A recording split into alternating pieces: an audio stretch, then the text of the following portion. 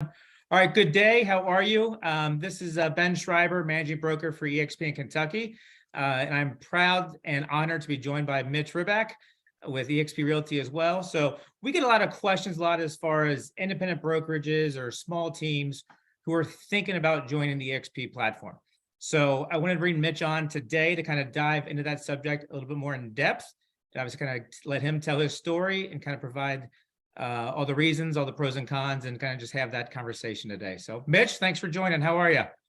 Doing great. Thanks for having me on here, Ben. I appreciate it. You're welcome. So obviously we go way back, but obviously our audience does it. So tell us your story, a little bit about you and how you came to be with EXP. Sure. So it was a tough decision, right?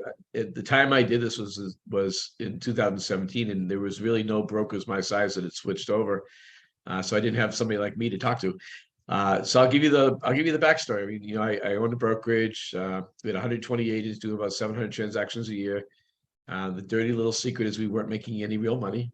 The broker thing is you're broker than your agents, which is very true, right? Yeah, right. And most of you brokers out there understand that.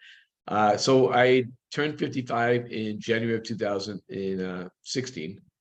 In my family, my dad died at 58, my mother died at 59, and most of my relatives died in their 50s. And I really started thinking, and what happens if something happens to me? Like, what's the game plan here if I do die in the next few years? I don't plan on it, and I haven't. Luckily, I'm still here.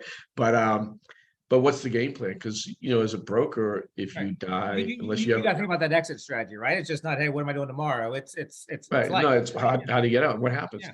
So as a broker, if I died, my 120 agents scatter, and my family gets nothing. And unfortunately, I didn't make enough money as a broker to really buy a lot of assets. Right. I put everything into my company, and I kept reinvesting in my company, which is what we do as business people, right? Right. So come later on that year, probably, I think I was like June or July or August of 16, I was shaving, and I was looking in the mirror, and I go, really, what happens if something happens to you? And I really said, I think it's time to sell the company. So I went out and I put a little plan together, approached some people, and I got a couple of offers for 3.5 million, which is a good offer. I was pretty happy with that. Well, I mean, yeah. And so decided to go with one of the franchises, and we go through the final negotiations, and they explained to me how you get paid. You get a little money the first year, a little money the second year. The third year, you get your final payment, which is about 70%. But here was the kicker. It was based on the retention of my original 120 agents. Okay. Yep. Yeah. So I said to them, I said, look, so let me get this straight. So I understand this. If you guys are really bad at what you do and half my agents leave, does my 3.5 go to 1.75? They said, yes. I can't say on camera what I actually said, but I said no. Yeah. It just didn't make sense to me. You you spend all that time and energy. I mean, it's your brand, and it's probably, we'll talk about not the ego, but giving that up as far as that. But obviously that's a tough thing to swallow. If they don't do things the same standards as you did, then that's not necessarily your fault, right? So right, and I can't control that. Even if I grew the business to 500 agents, I would still get based on the original 120. So it just didn't make sense to me. Sure. So I immediately let go of 50 agents. I had a lot of agents that were costing me a lot of money in support, in space, that weren't going to ever plug in. Yeah. We all know that as brokers, you have 30% that do almost all your business, right? Sure. Yeah. And so I let go of 50 agents, went down to about 60, 65 agents. And then I made a phone call to Jason Gessing from the CEO of EXP. Jason and I had met 3 times prior. I started looking at this in 2015 because I love the model. I mean, I love the model from day one, but as you mentioned earlier, my ego's involved. At the time I was looking at, I was a district vice president in the state of Florida. The year before, I was the president of our board. The ego, I'm the guy. Right. But the guy wouldn't be any good if I was dead, right? So I called Jason. I said, Jason, are you going to be at Inman in January? So this is January 2017. He said, yes. I later found out he did not want to talk to me because I said no the last 3 times we talked. He didn't want to waste his time. But anyways, we met, and I said, Jason, my biggest issue is my brand. I built this great brand. We do 700 transactions, as I said, in Tropical Realty Beachside. We got a great reputation, and nobody's heard of EXP. Yeah. At the time, we're talking 50 agents in the state of Florida. Right. This is 2017, right? So January 2017. So he said something to me. If he had said to me a couple of years earlier, which he didn't, I probably would have switched earlier. He said, just be Tropical Realty Beachside, brokered by EXP. So I go, all right, so I'm not changing my brand, I'm just changing my operating system. He goes, exactly. Right. I go, okay, that made a lot of sense. So from there I came home and, remember my wife knew we just deal fell apart for the 3.5 million. Sure. And I said, honey, I think we're going to just give the company away. She's like, what? You met my wife. I mean, she's very much a strong part of my life, right? Yes. And I said, well, here's the deal. We can't sell the company because of what I've told her before, what we just went through. And this is an opportunity where if it does what I think it's going to do, I could retire in 5 years, where I'll never retire from being a broker. That'll never happen. Right. If it doesn't do what I think it's going to do, the worst case scenario is I just go back to being Tropical Realty Beachside. The worst case scenario. Yeah, because you're empowered to keep your own brand. Just brokered by here, right? So yes, it's yeah. And then I said the worst case scenario. If none of my agents followed me back, I'll go sell houses again. Yeah. I mean, I was still selling 30 homes a year back then. And when I sold houses full time, I sold 80 plus homes a year. So I'm really good at selling houses, which is why I've had so many agents follow me over the years, because I teach them how to do what I did. Yeah. So that was it. So Jeanette went online. There's a great video if you're out there and you are a broker or even just an agent, you want to see from a spouse's perspective. If you search my name, which is just Mitch Riback, and my wife's name, Jeanette, so Mitch Riback, Jeanette on YouTube, there's a great video that she did as a spouse of a broker who switched to EXP and what it's done for our family. Probably what we'll do is obviously it'll be both on our YouTube channels. We'll put that link in the chat as well, so people can kind of see that as additional resource. So Exactly. no, that's so let's go back. So obviously, yes, there's obviously your credibility. So first broker with EXP, but let's, there's a lot of things there on unwind, because obviously, we're talking to entrepreneurs, right? We're talking to people who want to do their own brokerages and understand that their brokerage or their team is in theory a mini brokerage, and they're, and that it's a different mindset than just normal agent, right? It's a business owner, right? So with that, so let's kind of go back to that psyche, right? It will kind of connect with all of us who are probably interested in this video, the why, right? Always start with why. So, the things you made, like, why would someone want to start their own brokerage in the first place? Why did you do it? Right. I mean, all those dreams, all those visions, right. And all those things. So bring us back to that beginning of where all of us were who wanted to do that, or those who have. Yeah. So the funny part is nobody really tells you that nobody makes any money when they're a broker. Yeah. When you go to real estate school, the first thing they tell you is, you're going to get your license, you're going to sell homes. And when you get bigger, you'll start a team. And once you have a really solid team, you start a brokerage, and that's the real estate life. Yeah. So why do we start any business? Start every business. It's that transactional treadmill, right? How do you get off? But on this broker mindset, hey, where's the end? Where's this going to go to, right? So everybody starts their businesses for leverage and freedom. I started a brokerage for leverage and freedom. Okay. But the reality is, and I don't mean this as an insult to anybody, I love my agents. I created prison, right? And babysitting. Yeah. That was what I created. I created a dependency, which was my business model for retention. Right. But the dependency was so strong that there was no way out. Right. It's that grind. And you and I have talked about this so many times over the last couple of years, right? Do we enable, empower, right? But when you're the broker, like you got to create that crutch. You got to create that dependency. You got to be enable, and then, and it's tough. It's tough to kind of get them to break through. But as a leader, you want to push those people up, right?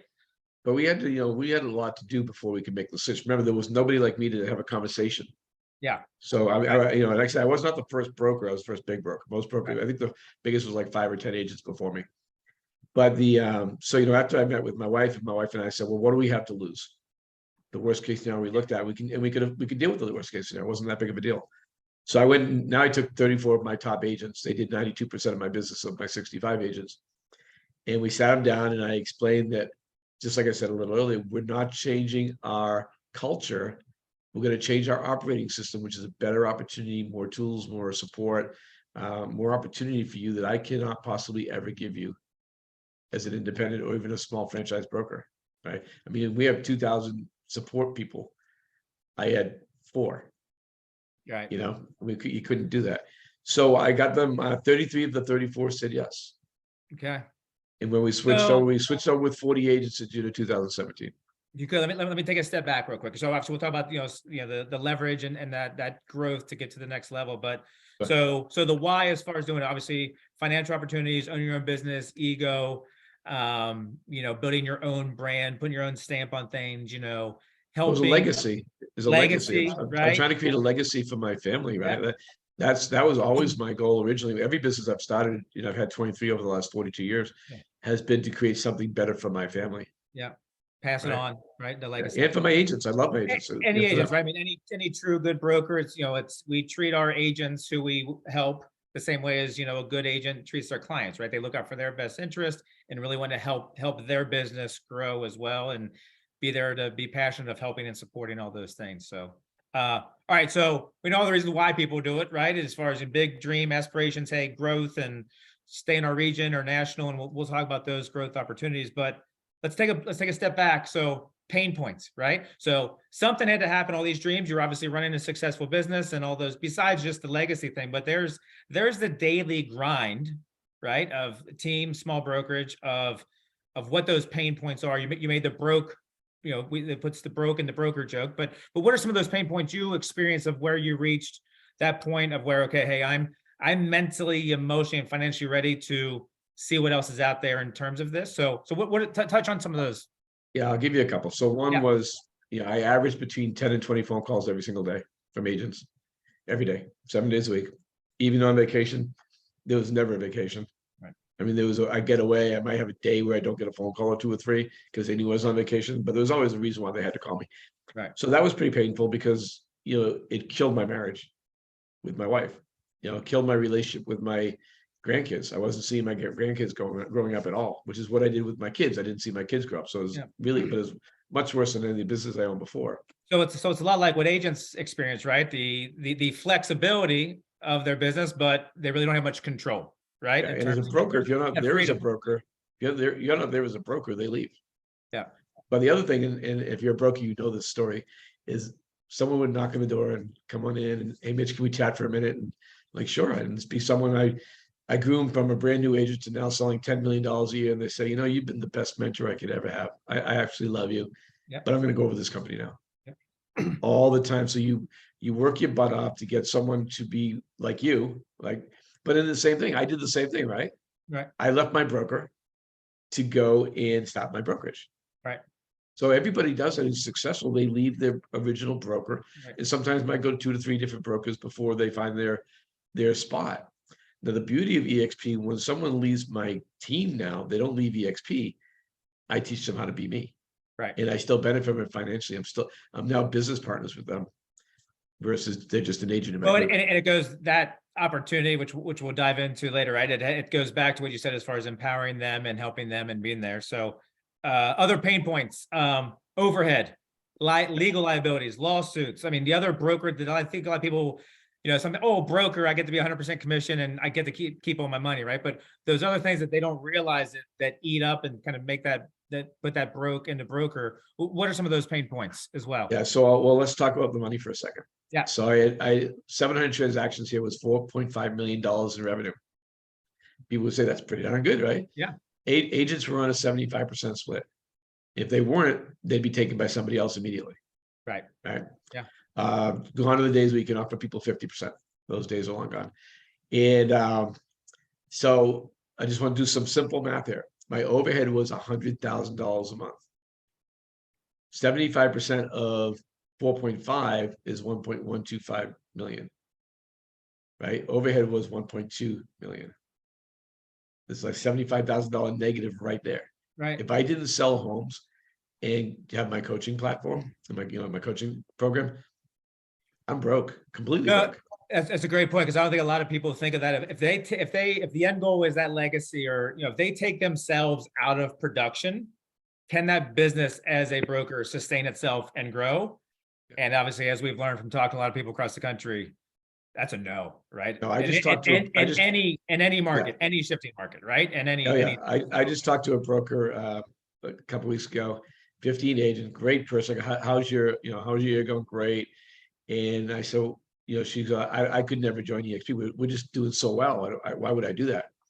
And I said, well, let me look at your numbers, because maybe you're right. Maybe this is not the right move for you. I'm not going to lie to anybody about this. And so we dissected her numbers. I took her numbers out. And she was right.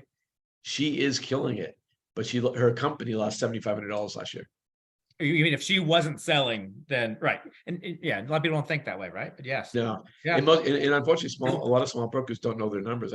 I talked to another broker friend of mine who's contemplating joining, and she works from January to June selling houses full time to pay for the office.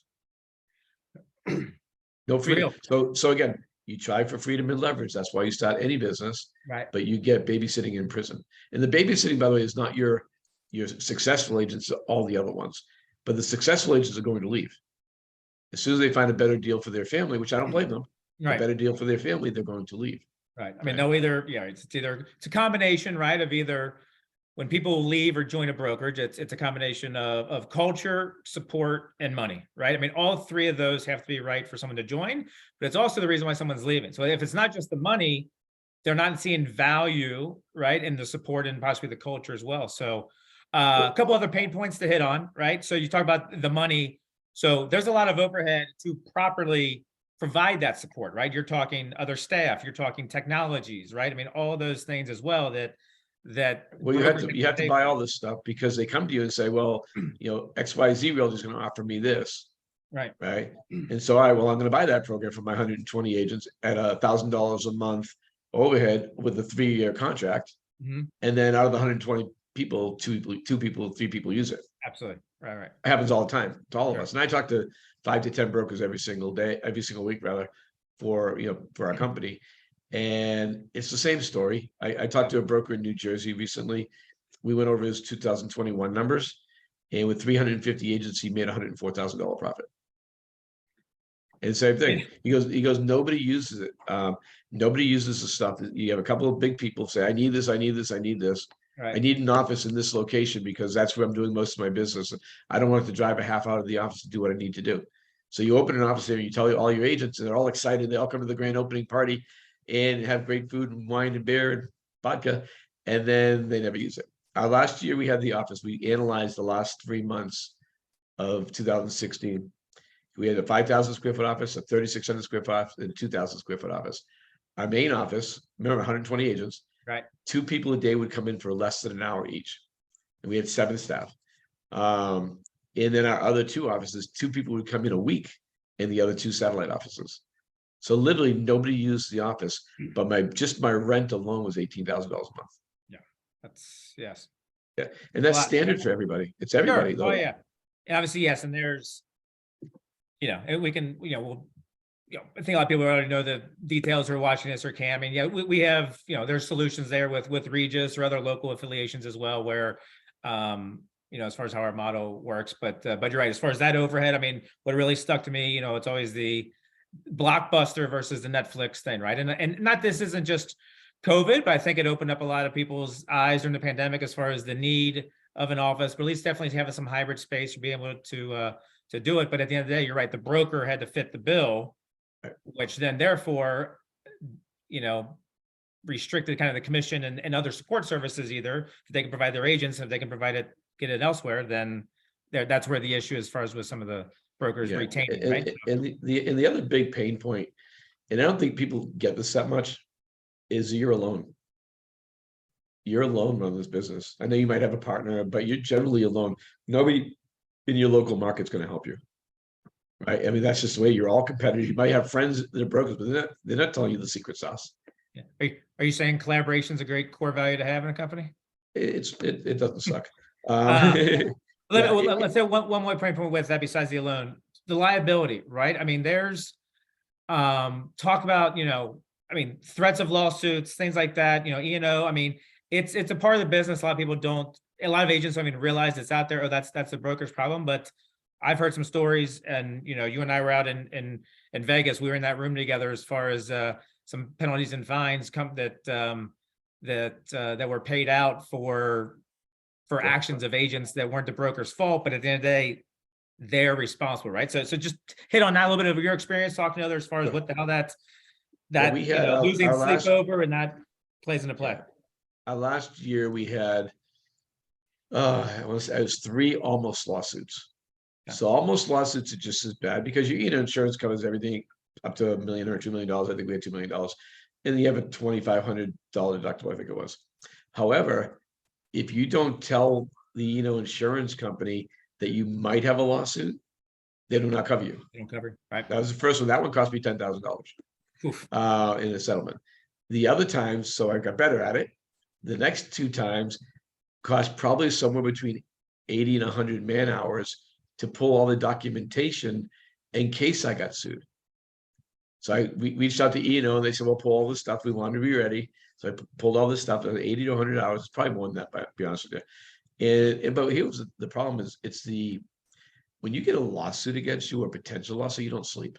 Yeah, no, absolutely. The stress level, and that's the other thing, I'm a really, you know me very well. I'm a very happy, positive person. And I was still outwardly like that with all my agents, but I did not sleep. I would literally be up nights, especially January and February.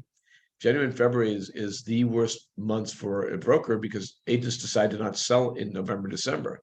So I would do January and February, and I would literally not sleep, maybe 1 or 2 hours a night for 3 months. And I was hurting. It was rough financially. Right. It was and because you're virtually, I'd start the year with a decent amount of money in the bank, which, all gets taxed, of course, heavily. And then I would come into January, I'd do okay in January. I'd be losing money, but I always say, here's out of business, and here's where I'd go, just like this, like an aircraft carrier to the touchdown. And then by March or April, I'd start to be healthy again. And it took me till July to break even. Wow. Just to break even. Right. Yeah. And that was sometimes I didn't break even at all for the whole year. So, when you go back to pain and talk about the pain of owning brokerage, from an ego standpoint, it's like, I drive nice cars, I wear nice suits. I played the game better than anybody I know. I did the president of the board, all the stuff, I'm a very respected realtor and broker in this area. However, nobody knew I was broke because a broker's not going to come out and tell an agent, yeah, by the way, we have no money.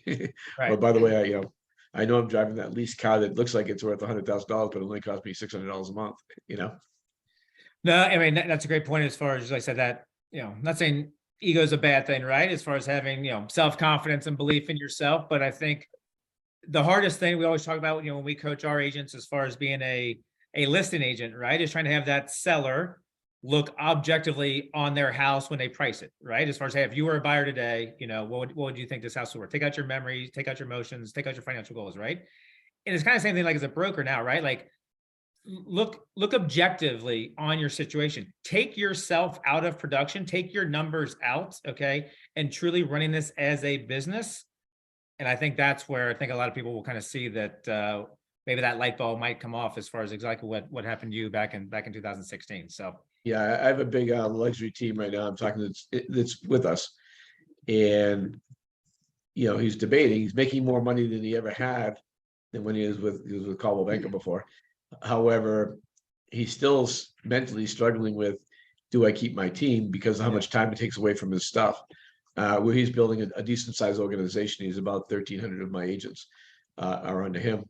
And so he's now understanding that leverage that I'm teaching him, leverage and freedom, because even though he has a team, and I'm not going to begrudge anybody wants to start a team, it all depends where you are in your life and stuff. And teams make way more money than brokerages. So there's a financial benefit. He makes good money off the team.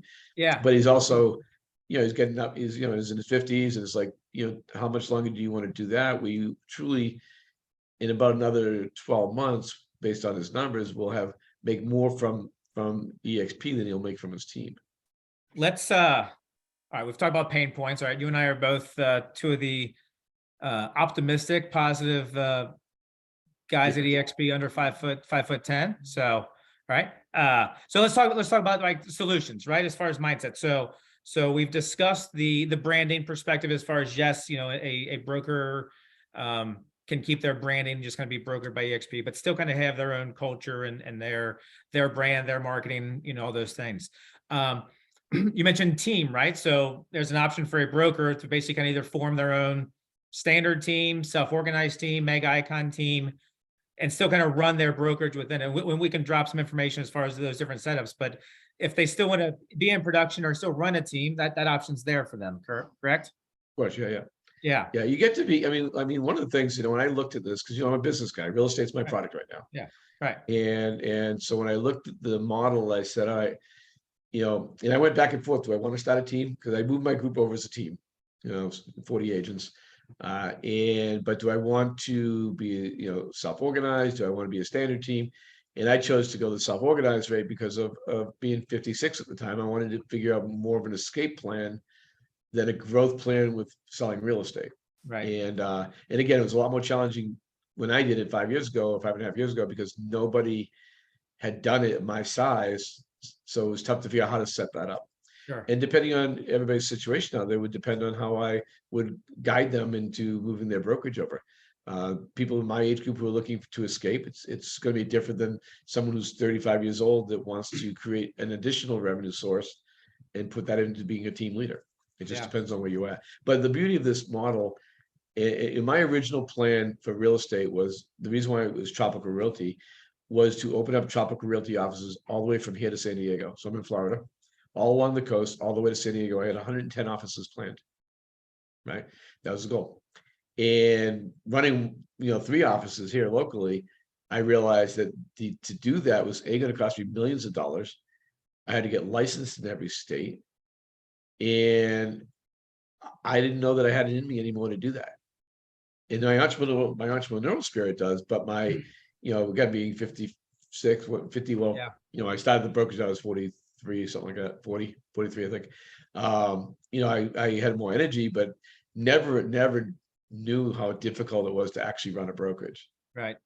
I thought people wanted to be successful like me. And what I realized is that most agents are pretty happy just being okay. Yeah.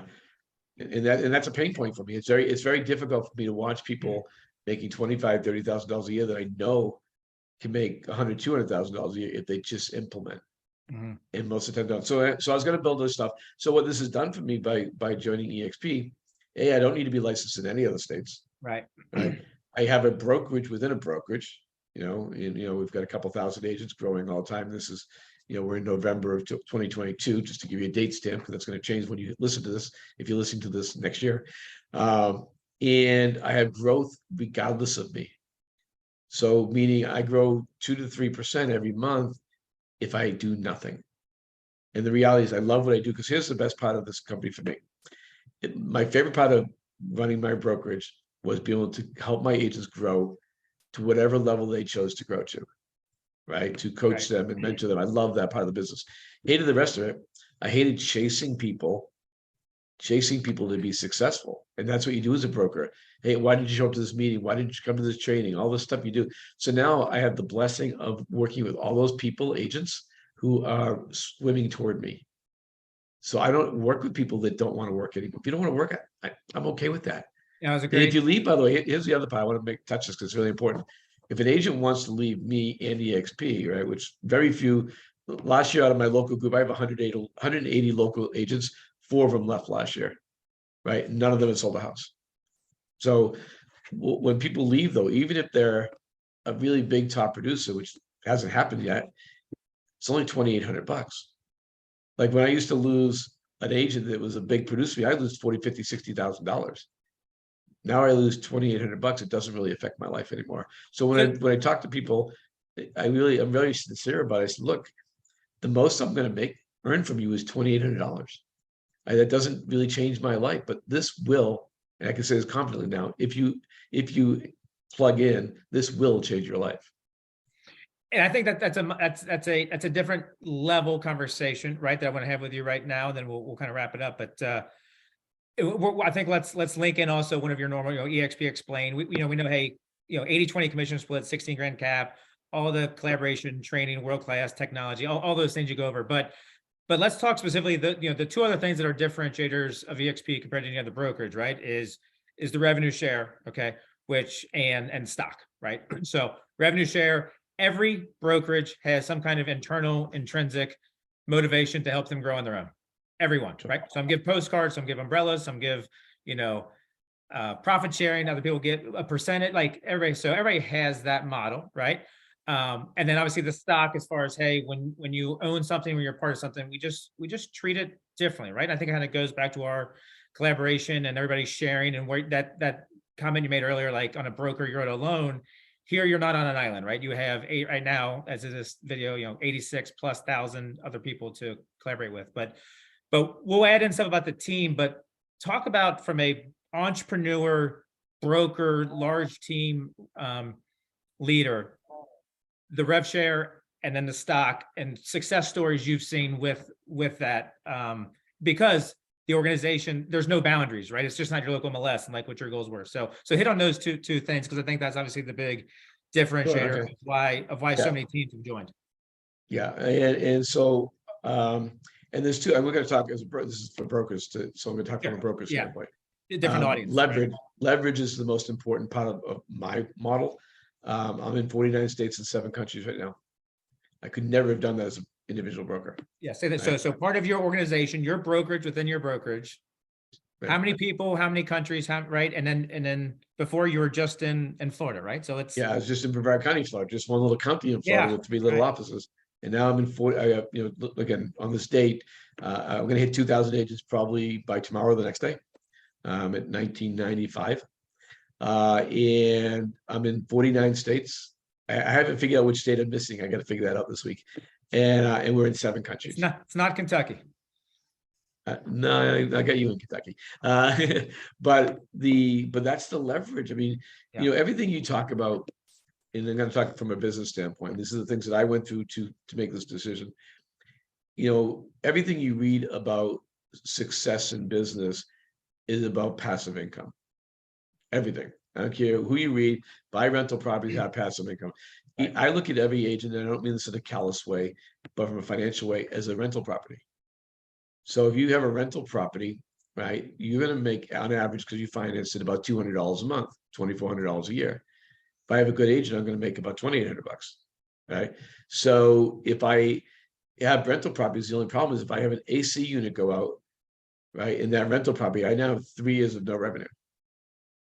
My guess is, Ben, you being one of our agents, your AC unit in your body's probably not going to go out. But homes don't also duplicate. Our agents duplicate. When I had my brokerage, I paid my agents $500 if they introduced somebody to the company. Okay. Now they get up to $2,800 based on their production year over year over year. So let me tell you a couple of quick stories that are really important. Yeah. One of my agents came to me in January of 2017, before we made the switch. So this is from an agent's perspective, okay? I think it's important to understand how beneficial this is for your agents.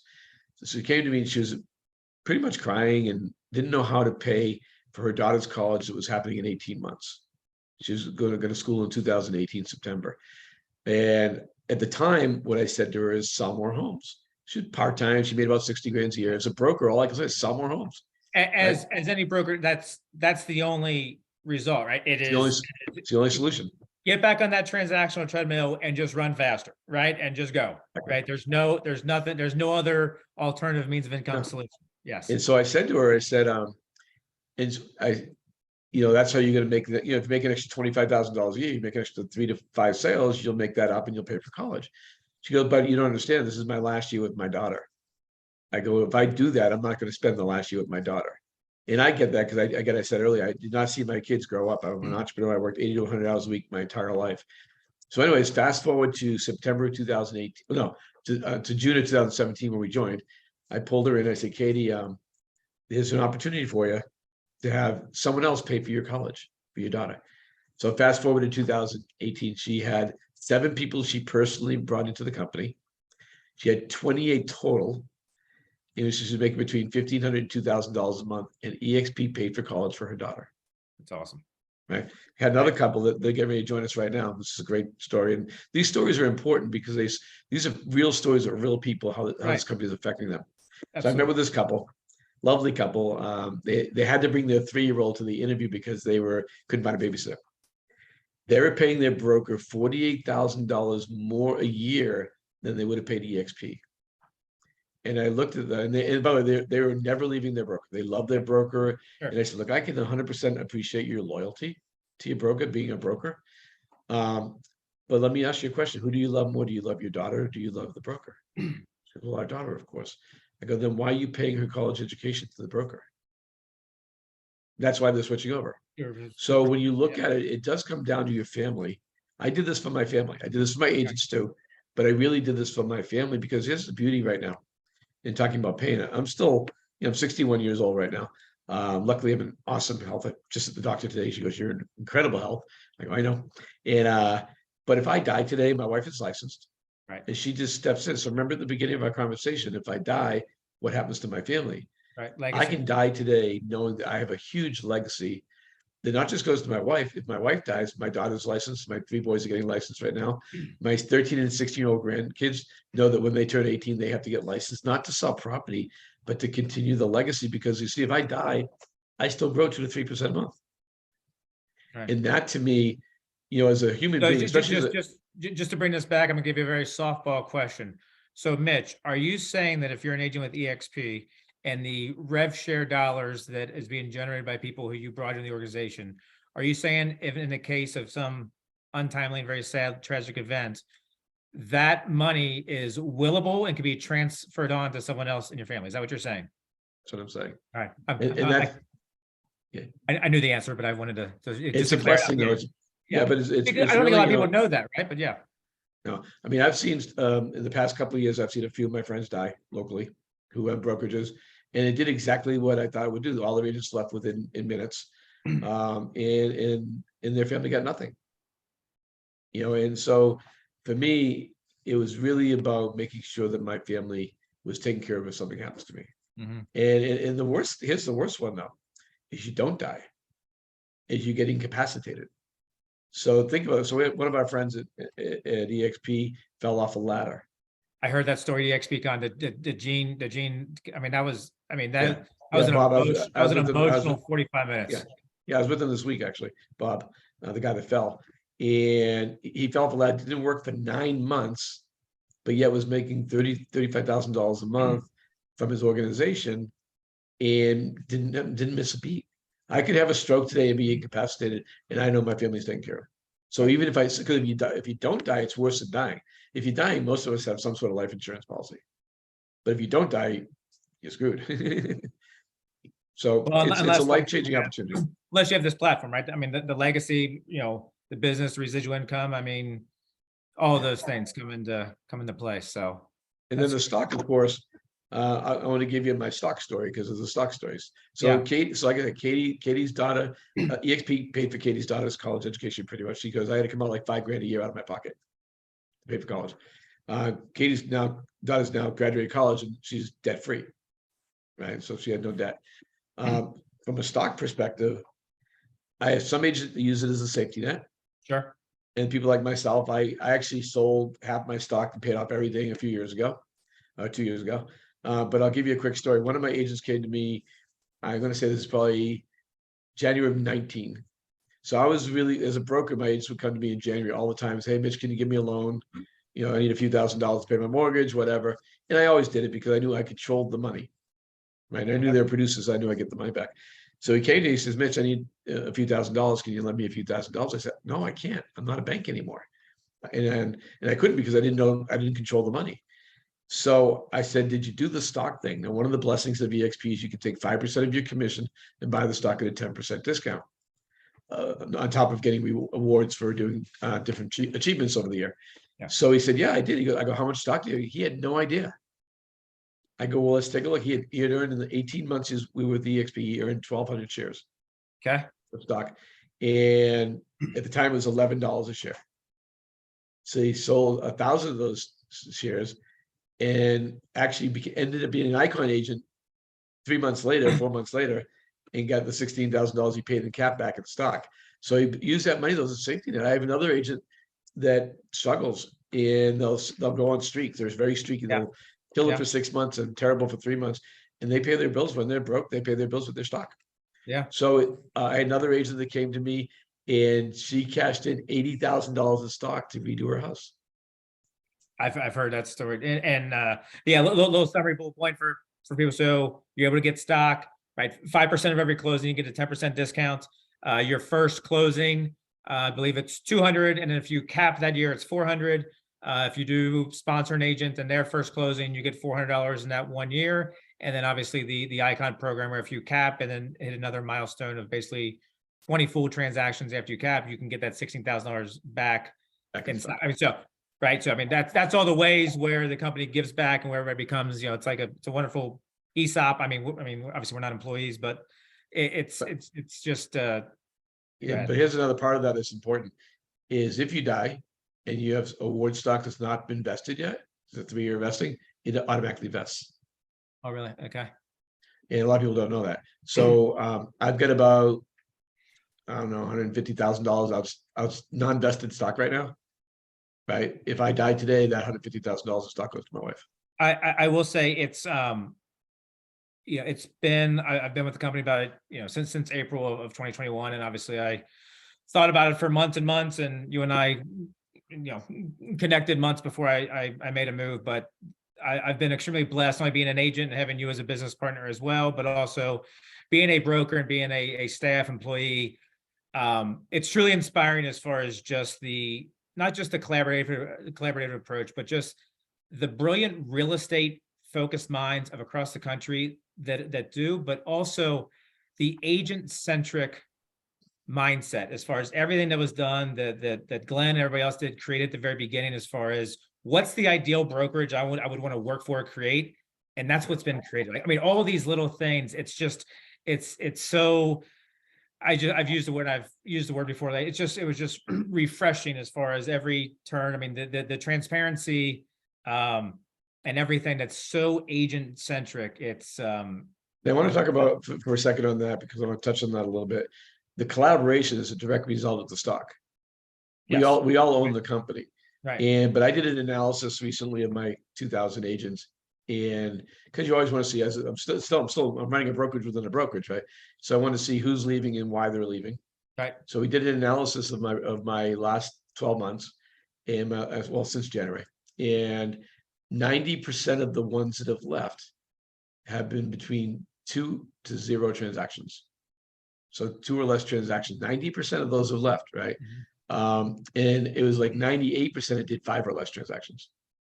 And 75% of that 90% has 0 transactions. What hasn't left, like on your brokers, that you have a brokerage out there, Right. what's not leaving is the people that are producing. So it's opposite of most brokerages. The other agent, the less producing agents will stick along as long as you'll keep them. Yeah. But you lose your top producing agents, they go, they cycle in and out. With EXP, the top producing agents do not leave.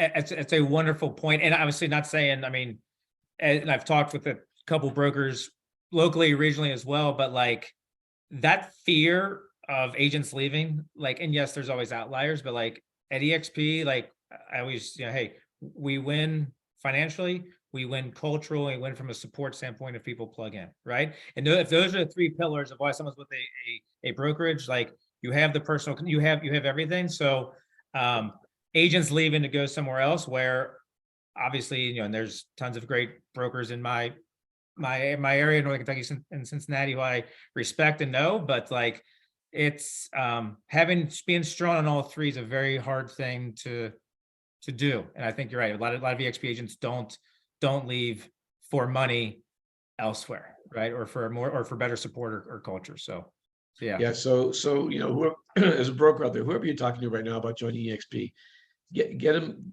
get with them, get them on a call with me or with Ben, and we can sit there and explain to you in detail your situation, because everybody's situation is a little bit different. I'll give you an example of the guy up north that made $104,000 profit with his 350 agents. He can't switch. His overhead's too high. He dug himself in so deep in overhead, he can't join. I had a lot of overhead, but I'm an entrepreneur. And even though I switched over $65,000 a month in overhead, within 3 months, I got down to 35,000. Within 6 months, I got down to 8,000. Yeah. Because EXP gives you all the stuff that you need to run your brokerage within a brokerage. So it's one of my favorite lines is, don't say no to something you don't know what you're saying no to. Do your homework. And, we're about to hit, in November of 2022, we're about to hit a change in our market. We're all seeing it right now. And a lot of brokers are going to go out of business. And they don't have to. They can build a brokerage within a brokerage, make more money, have more leverage, have more freedom, and more importantly, less stress. I work 35 to 40 hours a week now, playing a rock band with my grandkids, and baseball 3 or 4 nights a week with my grandson. I'm truly living the life I thought I was going to live as a broker. And I think that's probably, if you get nothing out of this today, that's the most important message I can give you. I'm living the life that I started a brokerage for, that I thought I was going to have. I don't have prison and babysitting anymore. I have leverage and freedom, and I want that for you. I want it for everybody. It's a great point. I mean, right. I mean, people always say, hey, entrepreneurs, business owners, brokers, right? That same brain, like we'll work 80 hours a week, so we don't have to work 40 hours a week for someone else, right? But there's a way of a path of leverage and growth and legacy where there's a way to get off that broker treadmill, that transactional treadmill, right? As far as running that business, that's eye-opening and life-changing for sure. And it lets me do the things I love. I love speaking in public, so I do seminars, right? Contribution seminars. They're not even branded EXP seminars, just seminars. Right. All my agents all around the world now have me as a coach if they want me, and some do, and most of my people are really successful, so they don't need me as a coach. They may call me, I'm looking to expand my team, or they might call me about, I'm known as the godfather of internet lead conversion, so they might call me about, lead systems and how to convert leads better. But they're not calling me and say, how do I fill out a contract? Yeah, right. Right. They're not calling me at 10 o'clock at night. Hey, I have to write this contract and I have to have it submitted by 8 o'clock in the morning because it's multiple offers. They're not calling me for that. I went on vacation. I want to talk about freedom for a second because I think it's important.